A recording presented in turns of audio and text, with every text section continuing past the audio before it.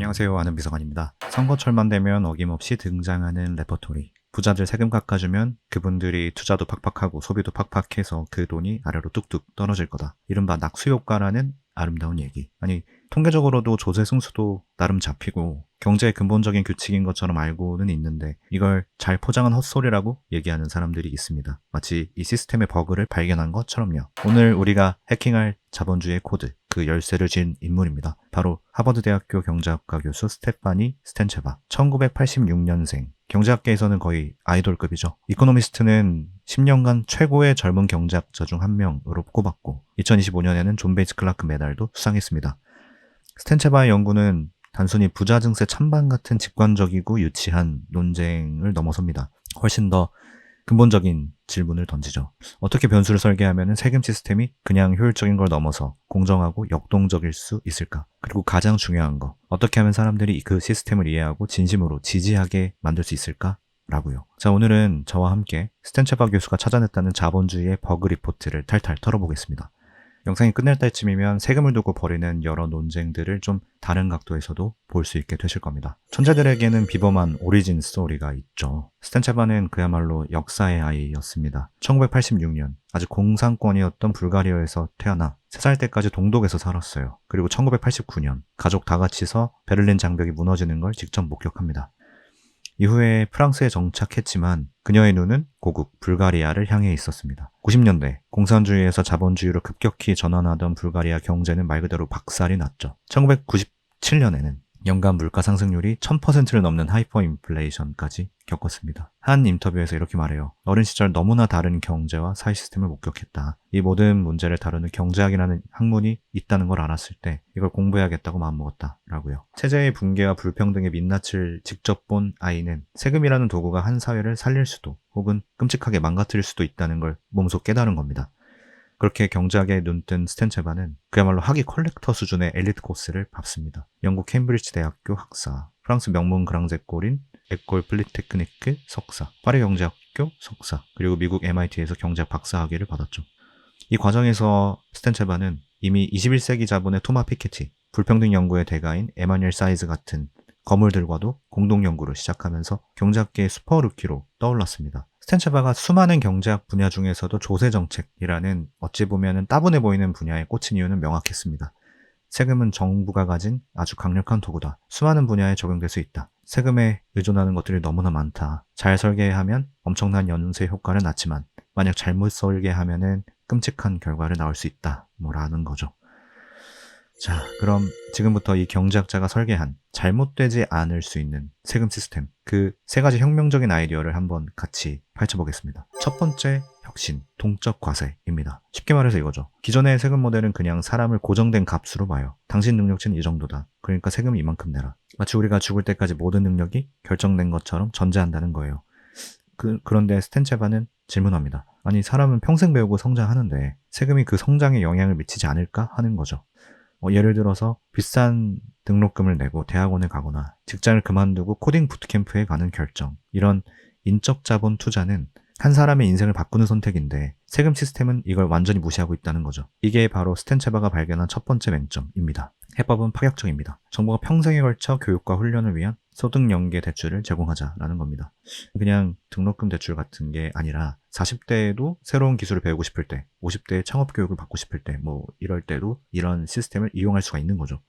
핵심은 소득 연계입니다. 이런 교육에 투자를 해서 대박이 났고, 연봉, 소득이 많이 올랐다. 소득이 떡상했다. 그럼 그 소득에 비례해서 더 많이 갚는 거죠. 반대로 투자에 실패하거나 경기가 나빠져서 소득이 줄었다. 그러면은 적게 갚거나 갚지 않아도 되는 겁니다. 이게 무슨 의미가 있는 걸까요? 학자금 대출 같은 인적 자원 투자를 개인의 빚으로 떠밀어뒀던 것에서 사회 전체의 보험으로 바꾸자는 겁니다. 개인이 실패의 위험을 모두 떠안는 게 아니라 사회가 그 위험을 함께 나누자는 거죠. 최소한 학자금 대출에 허덕이는 사람들에게는 솔깃한 얘기잖아요.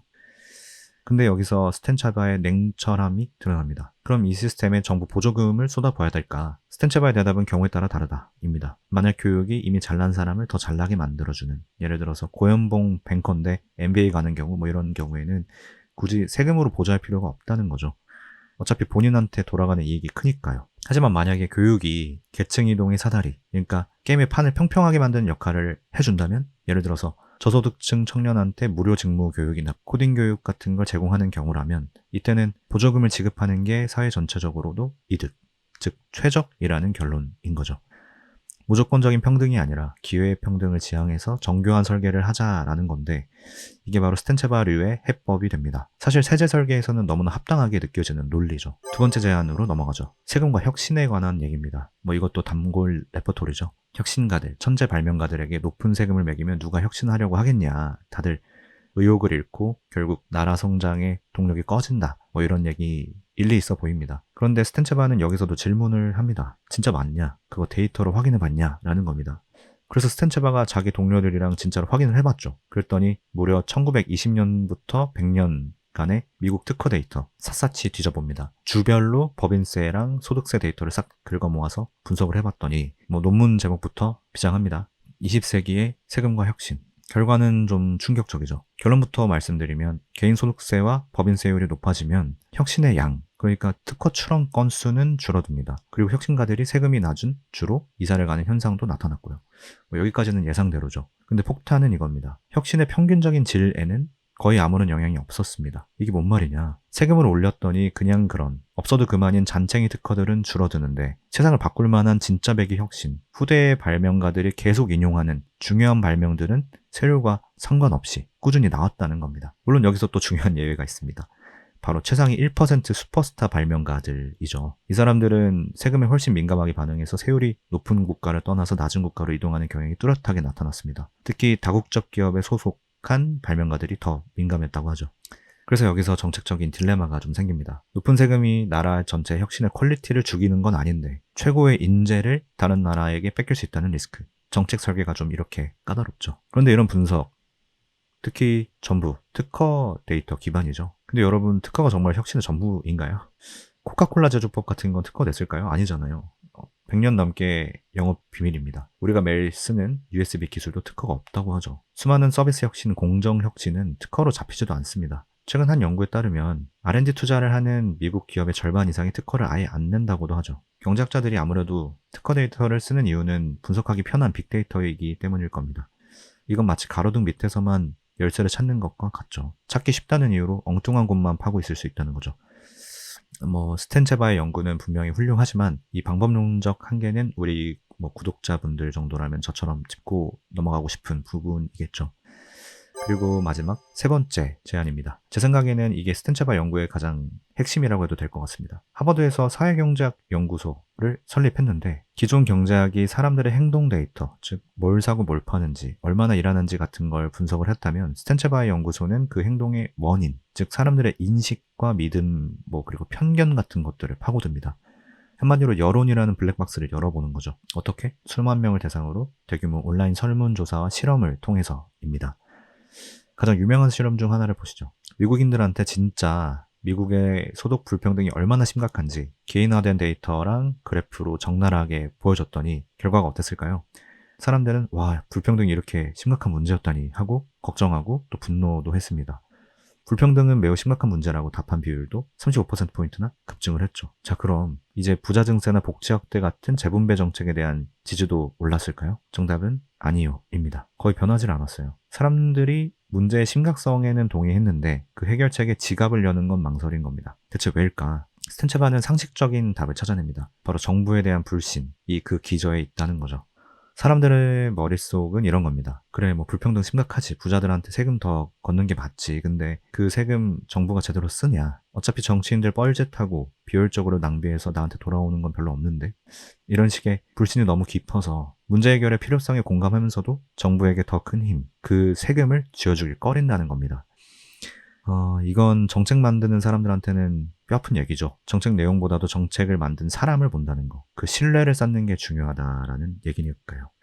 이번 정부 들어서 부동산 대책들도 굴러가는 걸 보면 내용을 떠나서 그 얼굴이 누구냐, 사람이 어떤 사람이냐가 마치 쟁점이 된 것처럼 바뀌죠. 물론 과계부채가 더 늘어봤자 성장에 더 도움이 안 되고 그런 임계점을 넘어섰고 부동산은 주거수단이 아니라 이제 투자 아니면 투기 대상으로 다들 인식하죠. 근데 신뢰를 깎아내리면은 한쪽은 이익을 얻고 신뢰를 지켜내면 정책이 순항하는 이런 그림.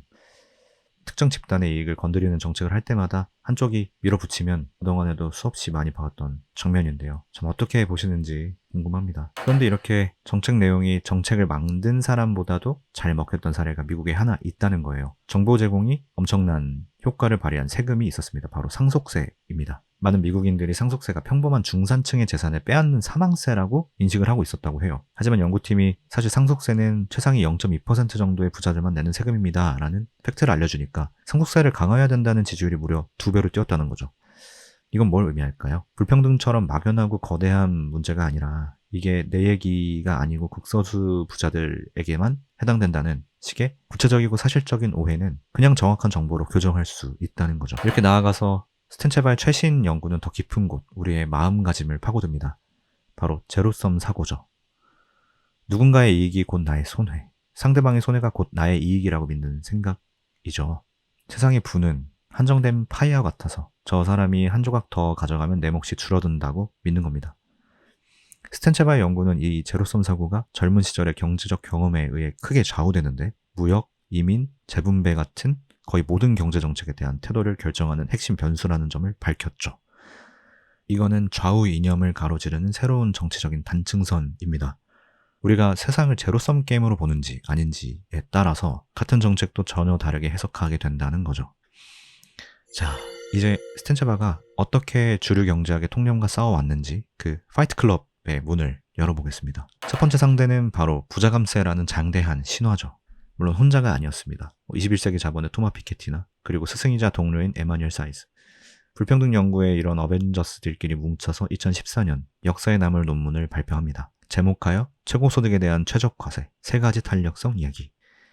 이 논문이 꽤 최근 건데도 불구하고 고전처럼 취급받는 이유는 부자들에게 세금을 얼마나 매겨야 할까라는 질문에 아주 명쾌한 프레임을 제시했기 때문입니다. 부자들이 높은 세율에 반응하는 방식이 3개 정도 된다는 거죠. 이걸 3가지 탄력성이라고 부른 겁니다. 하나는 노동공급 탄력성. 아, 세금 떼고 나니까 남는 게 없네. 일 좀 덜 해야겠다 하고 반응한다는 거예요. 세금을 올리는 결과로 생기는 유일하고 진정한 경제적 비용이라고 인정을 합니다.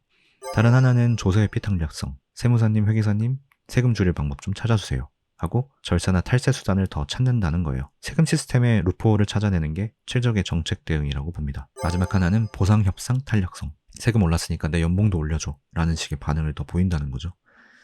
근데 핵심은 3번 보상협상입니다. CEO가 자기 연봉을 올리기 위해서 로비하고 협상하는 거는 회사나 경제 전체의 파이를 키우는 생산적인 활동이 아니라 이미 있는 파이에서 자기 몫을 더 크게 가져가려는 지대추구 행위라는 겁니다.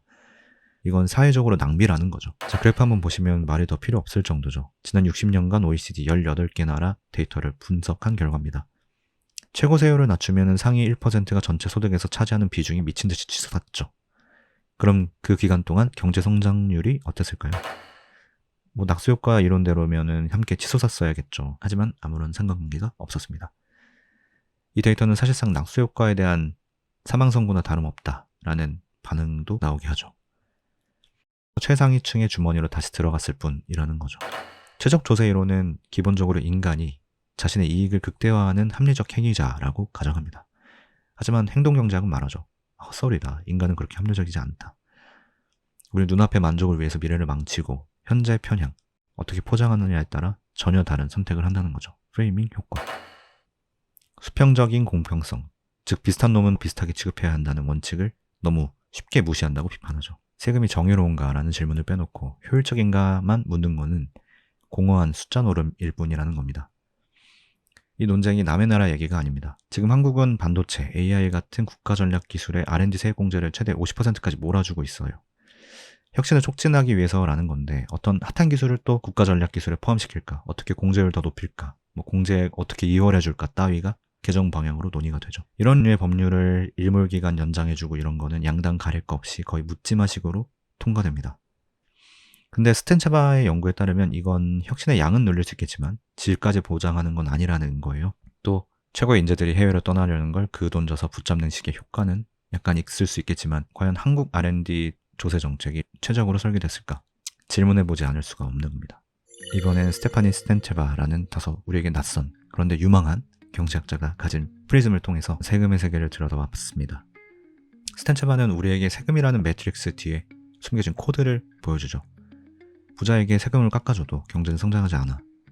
그 사람들 협상력만 키워줄 뿐이야 라는 거. 미래의 공정함, 이런 건 개인에게 떠넘길 빚더미가 아니라 평생에 걸친 소득연계 교육 투자 같은 것들에게서 올 수 있다는 거. 세금제도 고치려면 먼저 정부는 신뢰부터 회복해야 한다라는 거. 또 최적 세율이 몇 %인가 라는 질문 이전에 우리가 어떤 가치를 우선시하는 사회를 물려주고 싶은가, 이런 것들을 봐야 한다는 거죠. 이번 얘기는 여기까지입니다. 마음에 와닿으셨다면 좋아요, 댓글, 아직 안 하셨다면 구독도 잊지 마시고요. 다음에 더 유익한 영상으로 돌아오겠습니다. 아는 비서관이었습니다. 감사합니다.